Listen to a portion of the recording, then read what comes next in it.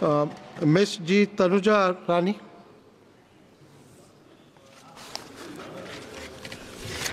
At the outset, I would like to thank you, Chairman sir, for giving me the opportunity to put forth our party's view on the readjustment of representation of scheduled tribe in assembly constituencies of the state of Goa Bill 2024. Sir, the Constitution of India has several provisions to prevent the discrimination against the people belonging to the scheduled tribe and protest their right.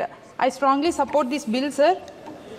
Sir, ప్రధానమంత్రి గౌరవశ్రీ నరేంద్ర మోడీ గారు మాటల్లో ఆదివాసులే ప్రపంచానికి మూలవాసులని, సంస్కృతి సాంప్రదాయాలు వారసులని పలుమార్లు ప్రకటించారు. అభినందనీయం. కానీ అవి అన్ని మాటల్లోనే మాత్రమే మిగిలిపోయాయి. చేతల్లో మాత్రం వారు ప్రభుత్వం చేసింది శూన్యం. ఆర్థికంగా సామాజికంగా అభివృద్ధికి ఆమడు దూరంలో ఉన్న నా ఆదివాసీ గిరిజన ప్రాంతం స్వతంత్రం వచ్చి 77 సంవత్సరాలు అయినా ప్రగతి శూన్యం.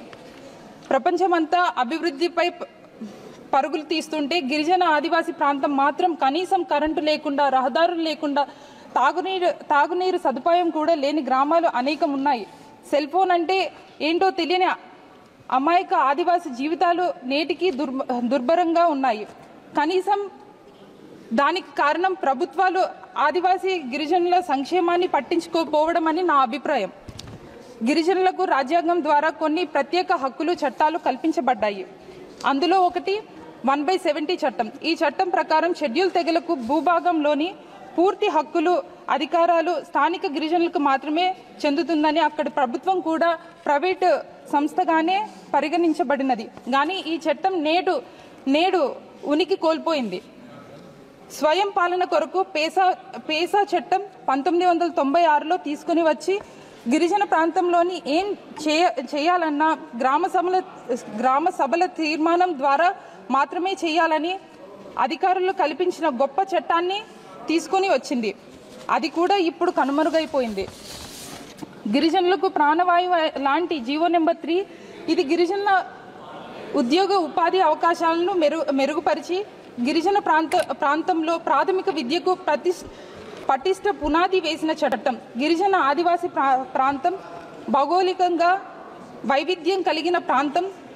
సముద్ర మట్టానికి 3000 అడుగుల ఎత్తున దట్టమైన అరణ్యంలో నిత్యం కురిసిన వర్షాల్లో జంతువులు తప్ప మనుషులు నివసించడానికి కనీసం అవకాశం లేని అరణ్య ప్రాంతంలో నిత్యం మలేరియా, డెంగ్యూ, చికెన్ గున్యా లాంటి రోగాలు ప్రభవిల్లే ప్రాంతం. అలాంటి ప్రాంతంలో మైదాన ప్రాంతం నుండి ఉపాధ్యాయులను నియమించి అక్కడ నివాసం ఉండలేక నెల రోజుల్లో 2-3 రోజులు మాత్రమే మొక్కుబడికి పాఠాలు చెప్పుకునేవారు.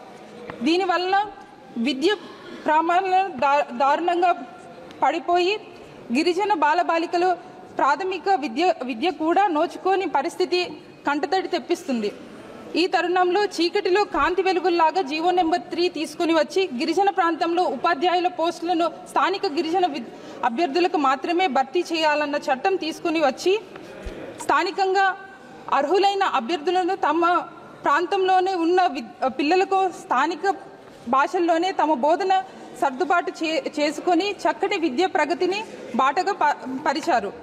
అలాంటి జీవో నెంబర్ 3 విత్తనాలను మొలకెత్తి విద్యా ఫలాలని అందించే తరుణంలో ఈ జీవో నెంబర్ 3ని సుప్రీంకోర్టు రద్దు చేయడం జరిగింది. అయితే ఉద్యోగ అవకాశాలు లేక మైదాన ప్రాంత అభ్యర్థులతో పోటీ పడలేక మా గిరిజన ప్రాంతంలోని ఉన్న నిరుద్యోగ విద్యార్థులు ఎంతో మంది మత్తు పదార్థాలకు బానిసలుగా మారి ప్రమాదం ఉంది సార్. అయితే దయచేసి పాలక ప్రభుత్వం మా కోసం కొత్తగా ఏమి చేయక్కర్లేదు, కానీ ఉన్న చట్టాల్లో హక్కులు మాత్రం తీసేయకండి.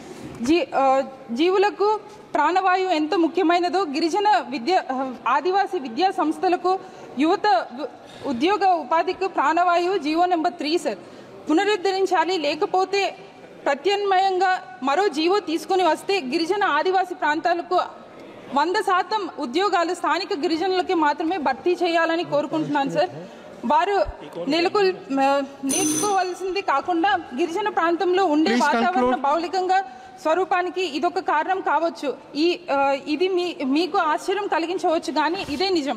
సార్, ఈ జీవో నెంబర్ 3 మీద కొన్ని లక్షలాది మంది గిరిజన నిరుద్యోగులు ఆధారపడి ఉన్నారు సార్. ఖచ్చితంగా ఇట్లాంటి జీవోని మాత్రం తొలగించకుండా, లేకపోతే తొలగించవలసి అవసరం ఉంటే ఈ జీవో నెంబర్ 3ని ఇంకో జీవో నెంబర్తో మళ్ళీ పునరుద్ధరించారని చెప్పి మిమ్మల్ని కోరుకుంటూ సెలవు తీసుకుంటున్నాను. Thank you sir.